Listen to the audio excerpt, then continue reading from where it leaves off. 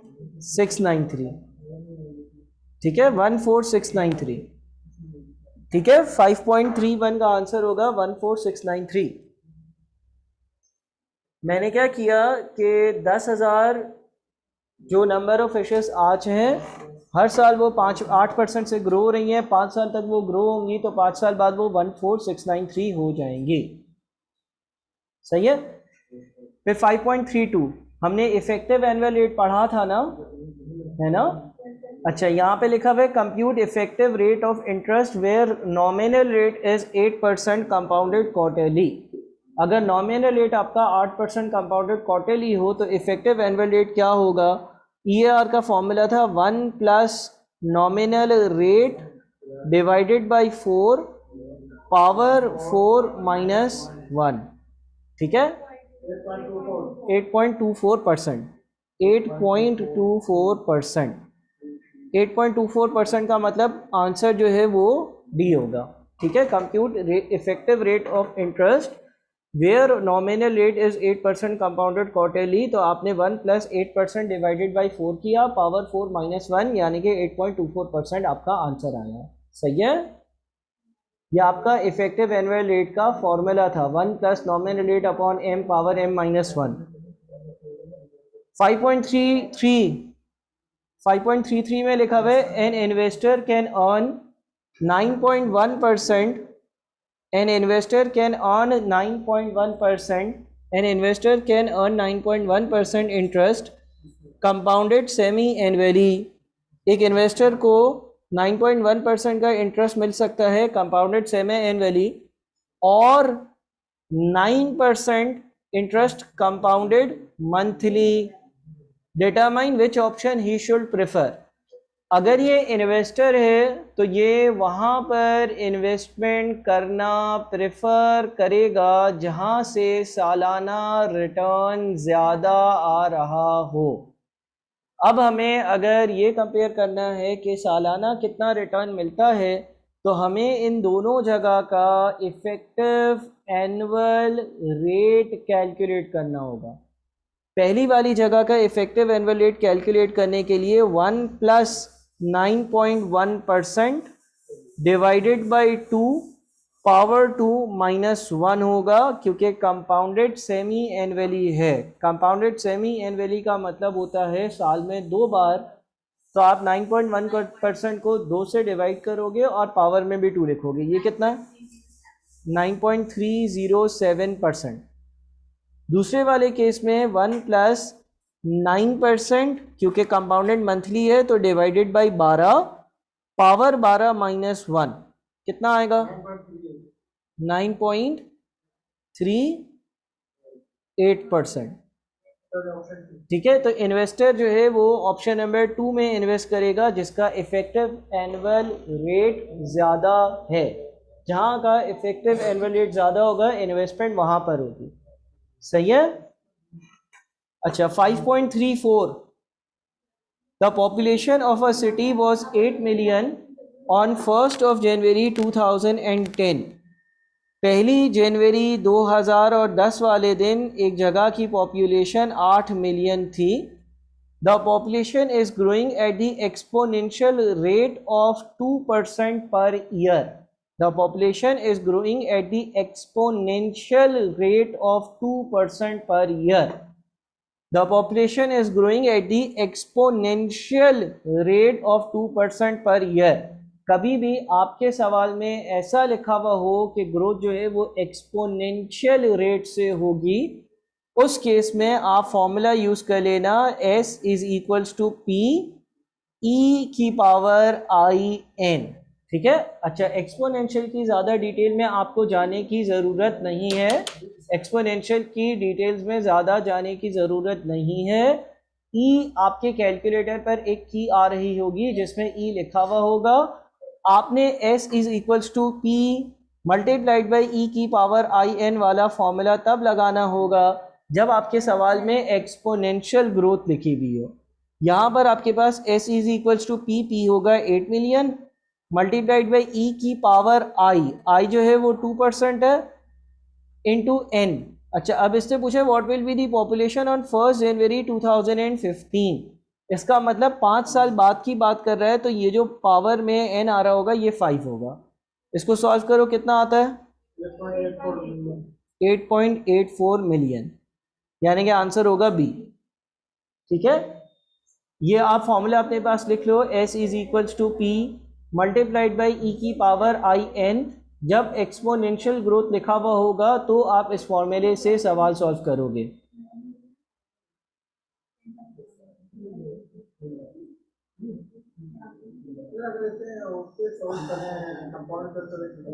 गलत आएगा। 5.35 5.35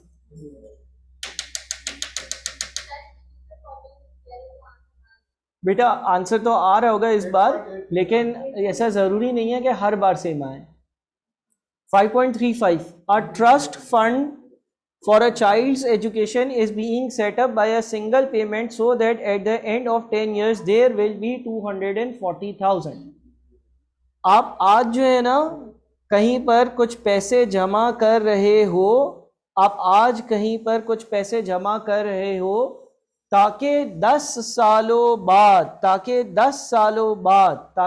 सालों बाद उस फंड में 2,40,000 रुपए हो जाएं। यह आपका एस है। ठीक है, मैं वापस से अगर पढ़ूं तो उसने लिखा हुआ है a trust fund for a child's education is being set up by a single payment so that at the end of 10 years there will be 240,000। आप आज एक जगह पर कुछ पैसे जमा कर रहे हो ताकि आज से 10 सालों बाद 2,40,000 रुपए हो जाएं। If the fund earns at the rate of 8% compounded semi annually, अगर आपको इस दौरान जो इंटरेस्ट मिलता है वो 8% कंपाउंडेड सेमी एनुअली मिलता है, amount of money should be paid into the fund initially is.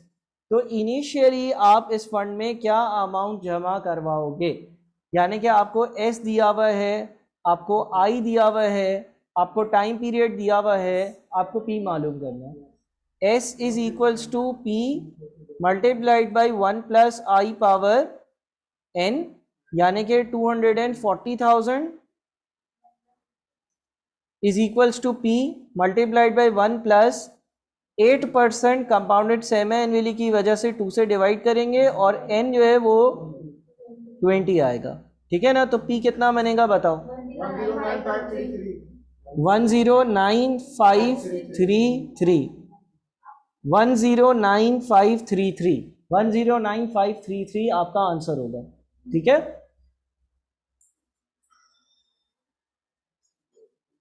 109533 answer होगा। अच्छा 5.36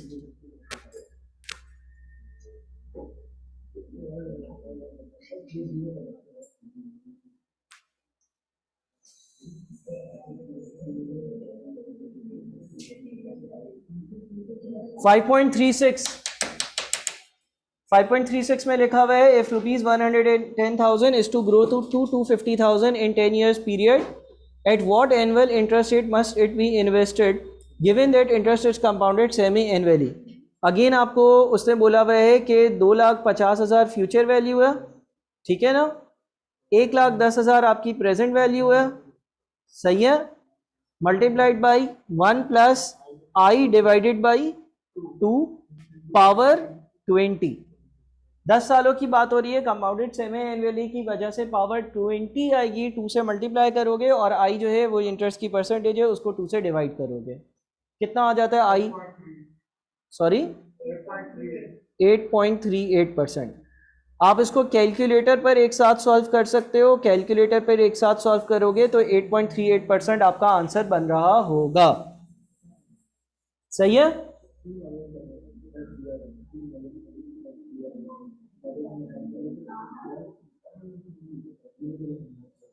5.37 the nominal interest rate on an investment is 12% per year. Determine the effective annual rate if interest is compounded quarterly. Compounded quarterly का मतलब 1 plus 12% upon 4 power 4 minus 1, ठीक है ना, तो आपका answer कितना आता है? 12.55%। इफेक्टिव एनुअल रेट कैलकुलेट करना था नॉमिनल रेट से इफेक्टिव एनुअल रेट में आने का जो फॉर्मूला है वो यूज किया है। इसके बाद 5.38 the nominal interest rate on an investment is 16% per annum, determine the effective annual rate if interest is compounded quarterly. Quarterly के केस में क्या होगा, 1 + 16% अपॉन 4 पावर 4 माइनस 1 कितना आता है 16.98%। ठीक है,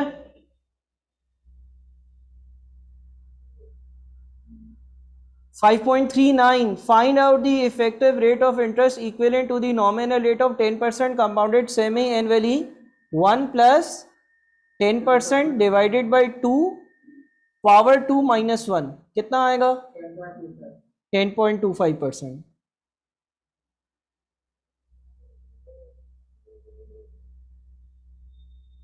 ठीक है, 36 37 38 39 हो गए। स्क्रॉल डाउन करूं 40 a car was moving at a speed of 135 kilometers per hour when brakes were applied the speed of the car reduced to 43.2। देखो एक गाड़ी जो है ना उसकी अभी स्पीड 135 किलोमीटर पर आवर थी, जब ब्रेक्स अप्लाई करे गए तो उसकी स्पीड कम हो गई और 43.2 किलोमीटर पर आवर हो गई, कम हो गई इन 5 सेकेंड्स, 5 सेकेंड्स में। Find the rate of decline in the speed of the car per second. Rate of decline यानी कि आई पूछ रहा है, if the percentage decrease after each second is same, s is equals to क्या लगेगा formula, s is equals to p 1 minus i upon power n. जब कोई चीज डिक्रीज हो रही होती है, जब कोई चीज डिक्रीज हो रही होती है, जब फ्यूचर वैल्यू कम हो प्रेजेंट वैल्यू ज्यादा हो तो 1 माइनस आई का फॉर्मूला लगेगा। अब आपके पास ये 43.2 है, ये आपके पास 135 है, 1 माइनस आई पावर 5, आई ढूंढ लो कितना आएगा 20.37%, 20.37% यानी कि ए आंसर होगा।